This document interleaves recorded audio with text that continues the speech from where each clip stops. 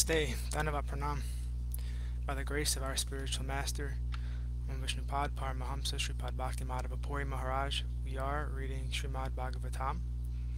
Om Namo Bhagavate Vasudevaya. Canto 1, Creation, Chapter 11, Text 37. Tamaya manyate loko yasangamhapi sanginam atmaupam yena manujam vyaprinvanam yato buddha. The common materialistic conditioned souls speculate that the Lord is one of them. Out of their ignorance, they think that the Lord is affected by matter, although he is unattached. The word Adbuddha, this is the purport now, the word Adbuddha is significant here. Due to ignorance only, the foolish mundane wranglers misunderstand the Supreme Lord and spread their foolish imaginations amongst innocent persons by propaganda. The Supreme Lord Sri Kṛṣṇa is the original primeval personality of Godhead, and when he was personally present before the eyes of everyone, he displayed full-fledged divine potency in every field of activity. As we have already explained in the first verse of Śrīmad-Bhāgavatam, he is completely independent to act however he likes, but all his actions are full of bliss, knowledge, and eternity. Only the foolish mundaners misunderstand him, unaware of his eternal form of knowledge and bliss, which is confirmed in the Bhagavad-Gita and Upanishads. His different potencies work in a perfect plan of natural sequence, and doing everything by the agency of his different potencies, he remains eternally the supreme independent. When he descends to the material world by his causeless mercy to different living beings, he does so by his own potency. He is not subject to any condition of the material modes of nature, and he descends as he is originally. The mental speculators misunderstand him as the Supreme Person, and they consider his impersonal features as inexplicable Brahman, to be all.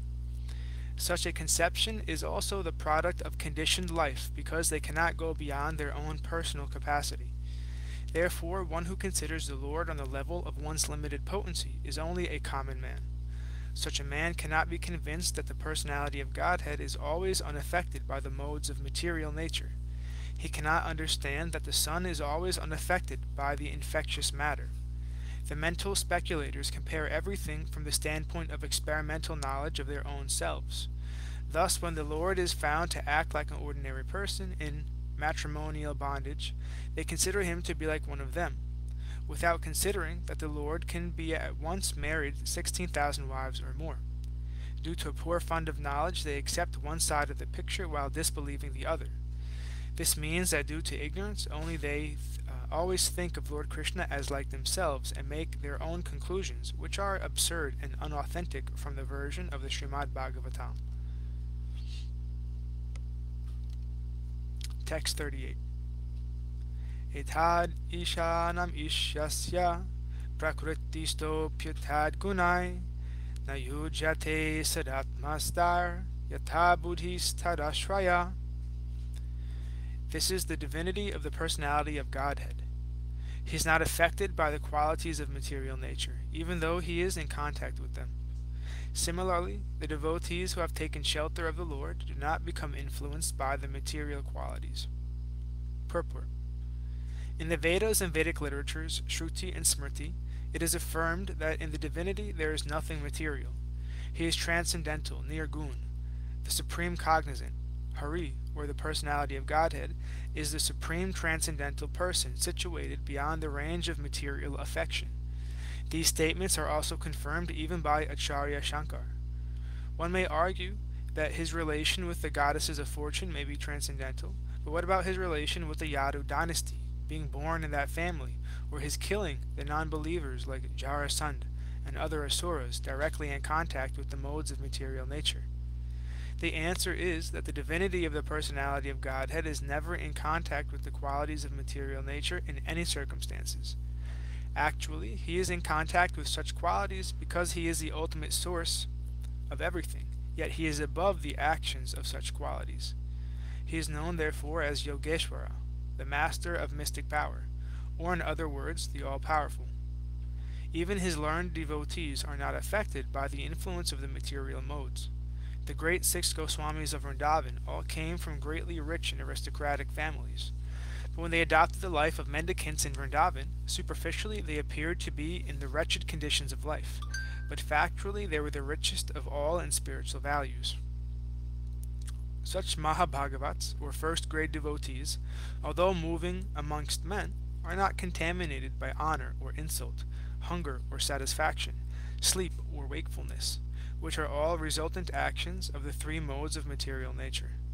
Similarly, some of them are engaged in worldly dealings, yet are unaffected.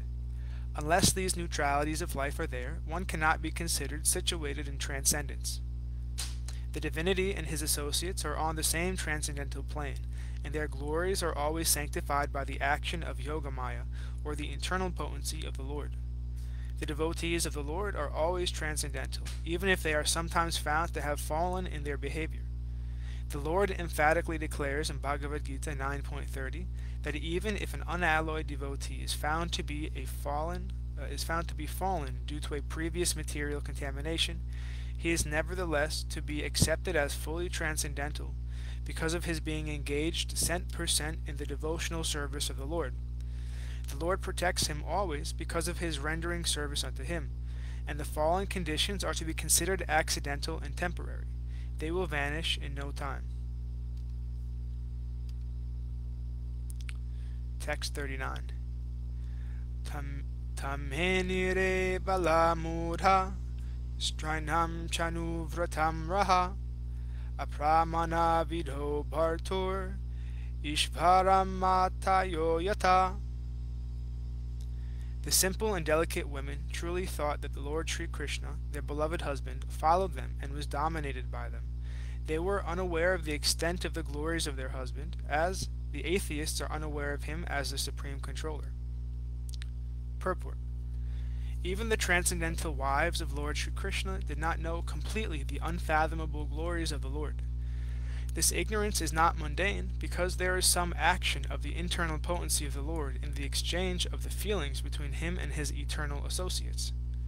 The Lord exchanges transcendental relations in 5 ways: as proprietor, master, friend, son, and lover, and in each of these pastimes he plays fully by the potency of Yogamaya, the internal potency. He plays exactly like an equal friend with the cowherd boys, or even with friends like Arjuna.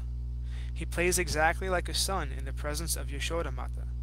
He plays exactly like a lover in the presence of the cowherd damsels. He plays exactly like a husband in the presence of the queens of Dvārakā.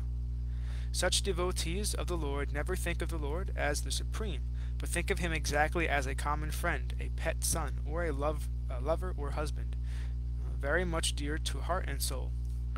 That is the relation between the Lord and his transcendental devotees, who act as his associates in the spiritual sky, where there are innumerable Vaikuntha planets.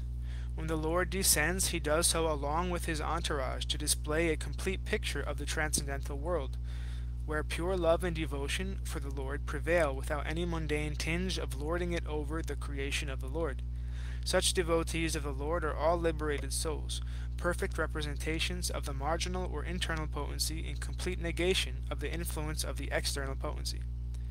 The wives of Lord Kṛṣṇa were made to forget the immeasurable glories of the Lord by the internal potency, so that there might not be any flaw of exchange, and they took it for granted that the Lord was a henpecked husband, always following them in lonely places. In other words, even the personal associates of the Lord do not know him perfectly well. So what to do?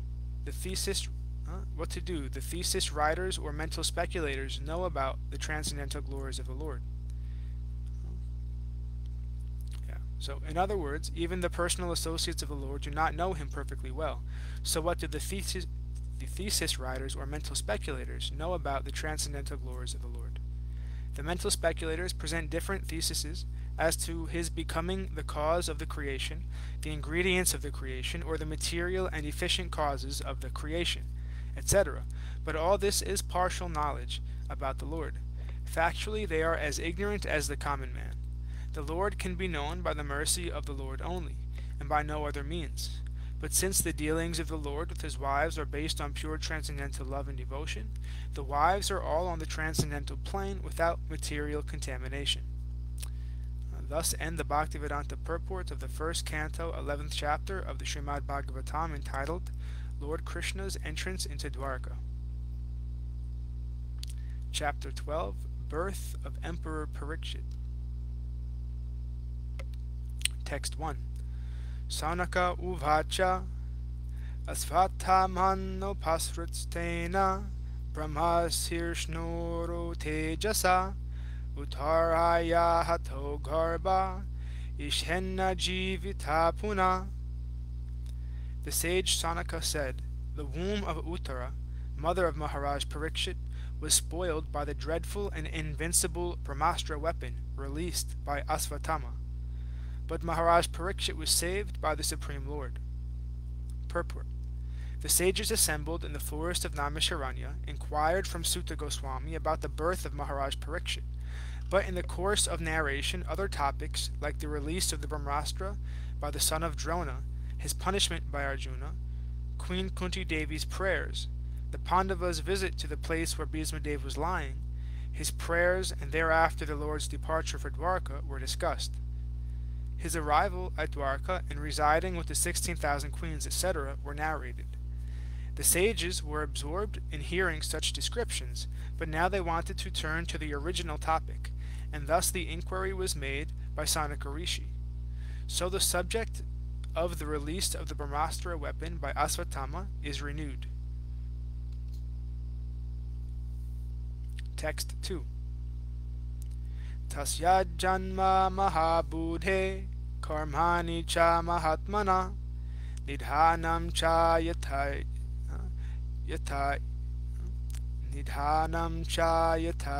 ivasit sapratyagata vanyata. How was the great Emperor Parikshit, who was a highly intelligent and great devotee, born in that womb? How did his death take place, and what did he achieve after his death? Purport. The king of Hastinapur, now Delhi, used to be the emperor of the world, at least till the time of the son of Emperor Parikshit.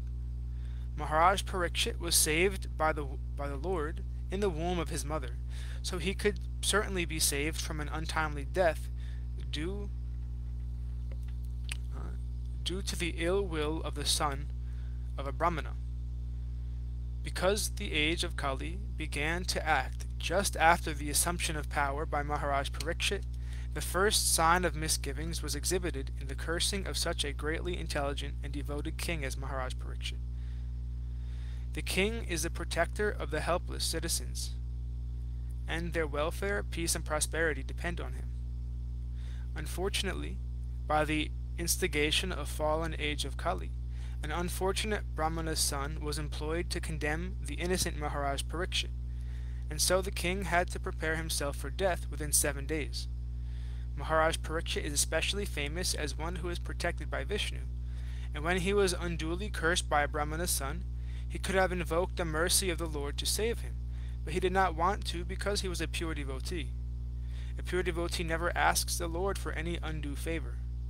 Maharaj Parikshit knew that the curse of the Brahmana's son upon him was unjustified, as everyone else knew, but he did not want to counteract it because he knew also that the age of Kali had begun, and that the first symptom of the age, namely degradation of the highly talented Brahmana community, had also begun. He did not want to interfere with the current of the time, but he prepared himself to meet death very cheerfully and very properly. Being fortunate, he got at least 7 days to prepare himself to meet death, and so he properly utilized the time in the association of Shukadev Goswami, the great saint and devotee of the Lord.